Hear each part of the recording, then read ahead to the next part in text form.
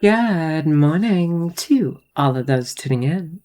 This is the Rebel Lemon, and today we're playing Grave Bell, a defense game. I wouldn't call it a tower defense, but you'll see when we get there. The old keeper, Gravey Jones, is dead. Without him, the cemetery stands unguarded. Each night, the living come to rob the dead. Now you are the new keeper. Ring the bell to signal the graveyard's defenders. The dead cannot linger here for long. Each defender has a limited time to serve this holy ground. Raising undead defenders cost faith. To get it, you must pray at the sacred place, but it can take time. Oh, this is cut off a little bit at the end. Okay, let's do that then.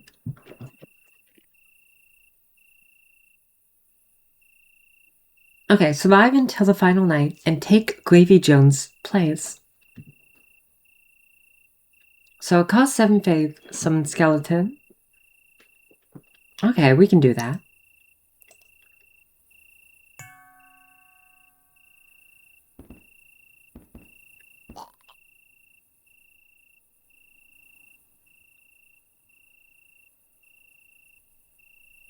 I might have to get another one.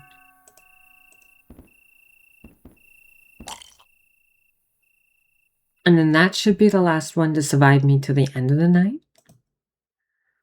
Ooh.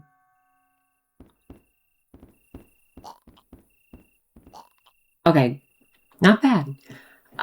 So each bell costing less faith. Skeleton damage. Okay, so we don't need sacred repairs.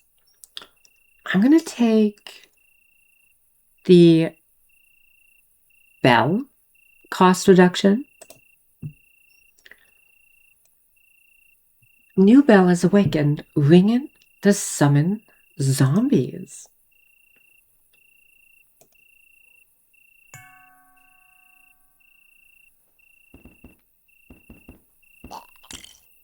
Oh no, we don't have enough. You can repair the set of meat, but it takes a while. Oh my god.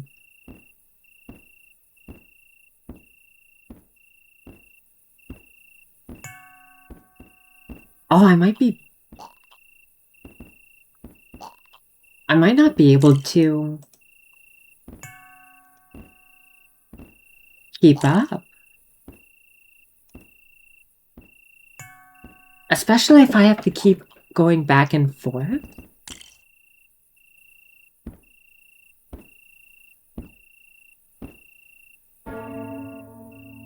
Yeah.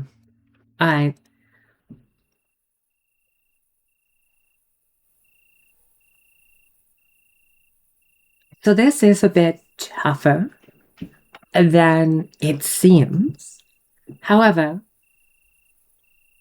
I can cheese it a little bit.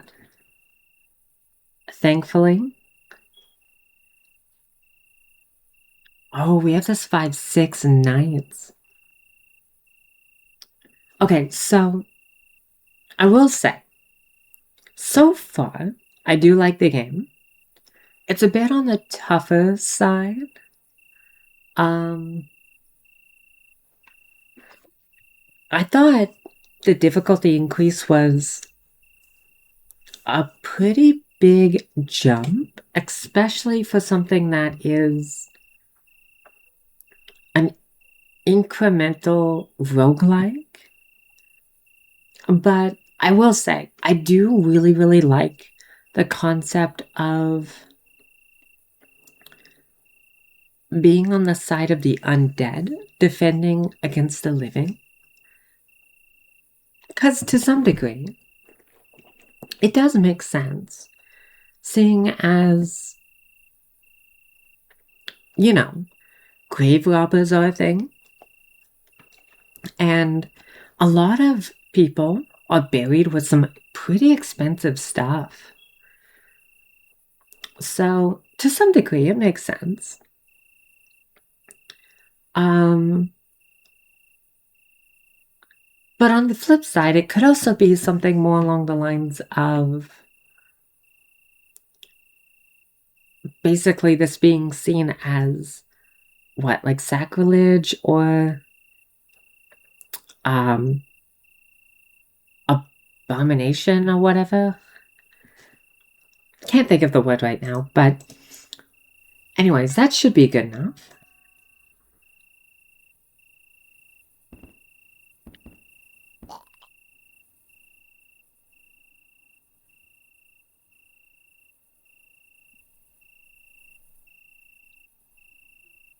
Yeah, so this should be a lot better in the way of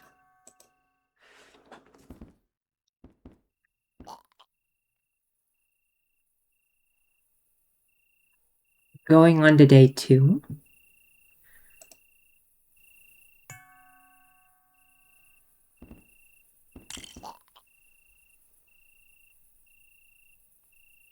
Because, yeah, you're going to need at least 4 summons. Okay. So it's the same stuff. I'm going to take the same one as last time.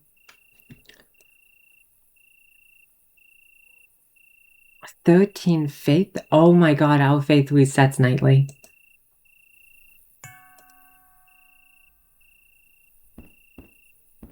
Oh, I don't know if I like that.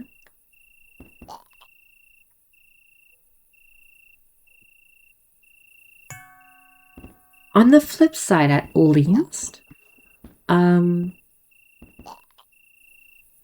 soon as we get it rolling defensively, we should be good.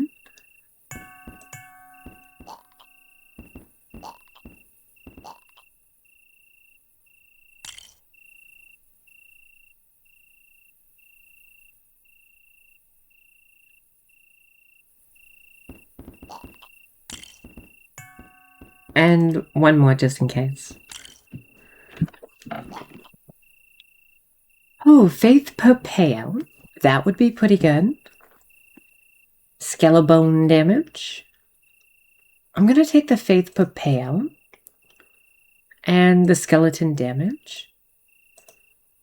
This should help us defend a bit more efficiently.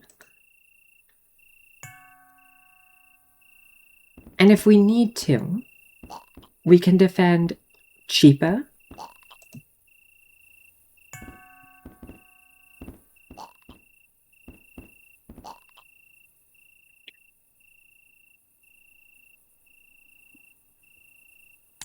I'm gonna need to get another.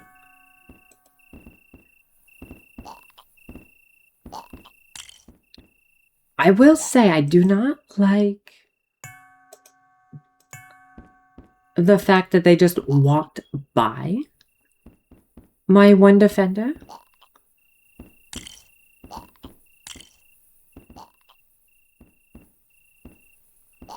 Okay, we're good. More faith. Oh, all of these would actually be good. I'm gonna take the skeleton lifetime. That seems really good. More faith. I'll just grab everything, apparently. Vamp has joined. Wow. Oh, but it's so short.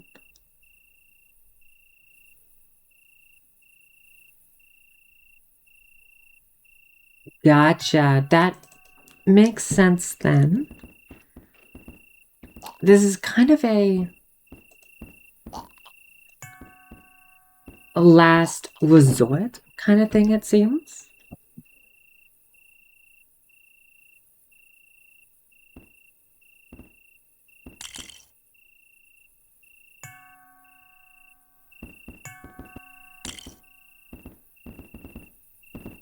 Oh my god, they have cooldowns?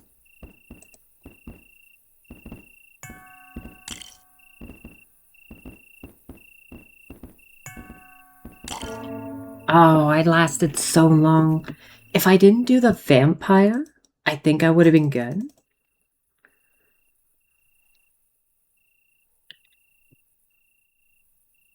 So I'm gonna cheat a little bit again, but I definitely don't need it. As long as I thought I did. It would definitely be better if my faith carried over, but I will admit it's pretty clever so far that it doesn't, just in case there is cheating. And it also makes it a much easier fix to a minor issue.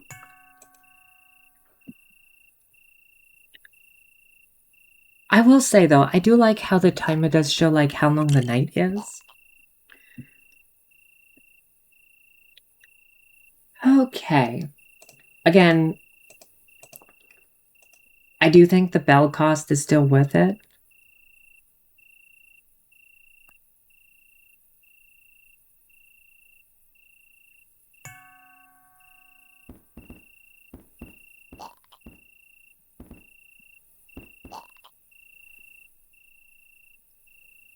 Okay, we're learning as it goes.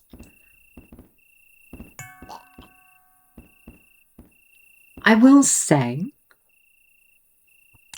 it definitely would be nice to have some incremental upgrades last longer. But hey, I'll take what I need. Or what I can get, you know? I do like how it's pretty consistent what I get.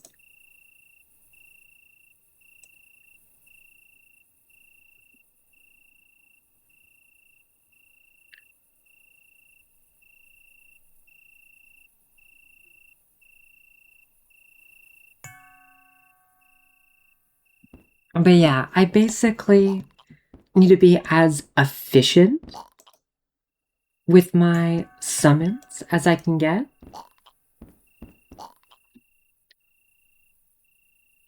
See, and this might be a bit too much, but it seems okay. Yeah, just. But I'll take what I can get.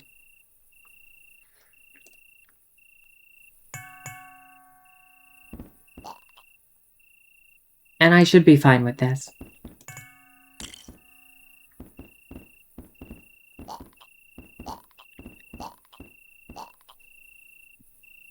Yeah, I'll be able to buy everything. And the vampire has to be a last resort. Now that I know that, I won't waste it. I will admit, for how short the vampire lasts, it kinda sucks. Like, it one-shots pretty much everything. But, like,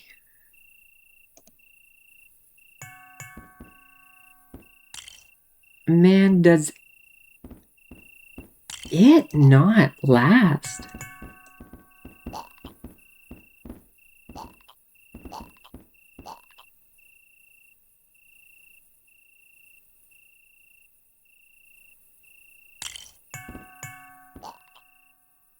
Alright, not bad.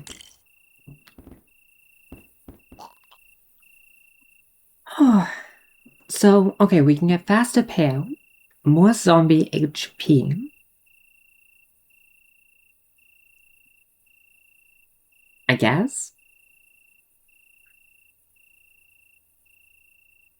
every small advantage we can get, I guess. It is a bit weird that,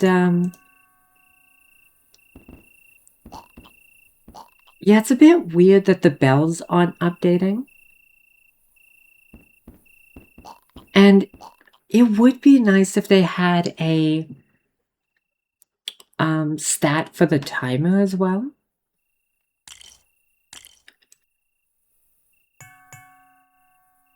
But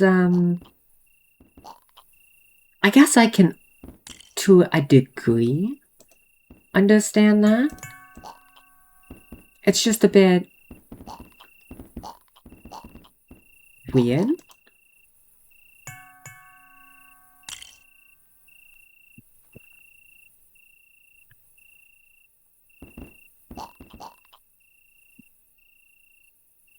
Huh. Yeah, I don't know what to think, I guess.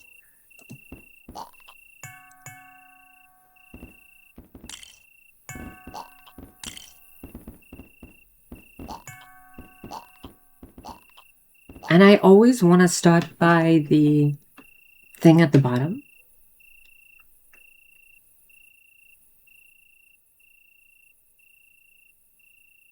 Sure. I feel like some of these are just not useful, but it does feel like I should be taking them nonetheless.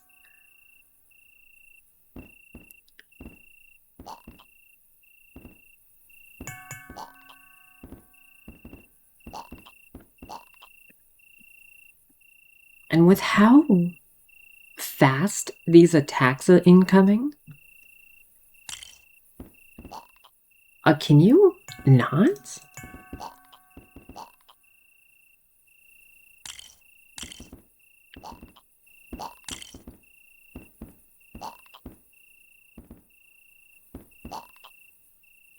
Okay, I do have a satisfactory position at the moment.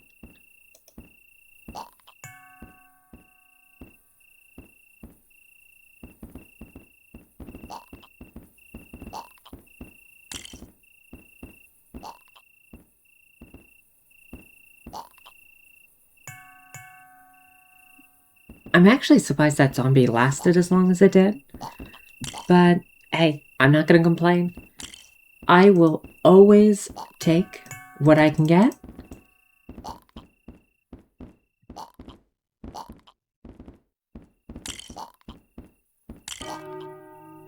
There you go. And that's it. Pretty simple. I don't even know if the upgrades were taking into effect. I want to say they were, but the bells themselves weren't upgrading. And it does feel like there should be more to the game than there is. But I do believe, yeah, it was for the Ludum Dare 59 game jam. So there's only so much I'm going to expect. However, I do see a lot of potential. And I do believe I've actually played some of the devs' games before. But if I haven't, I will definitely check some more out. I do actually really hope they take this concept a little bit further. I do like the different types of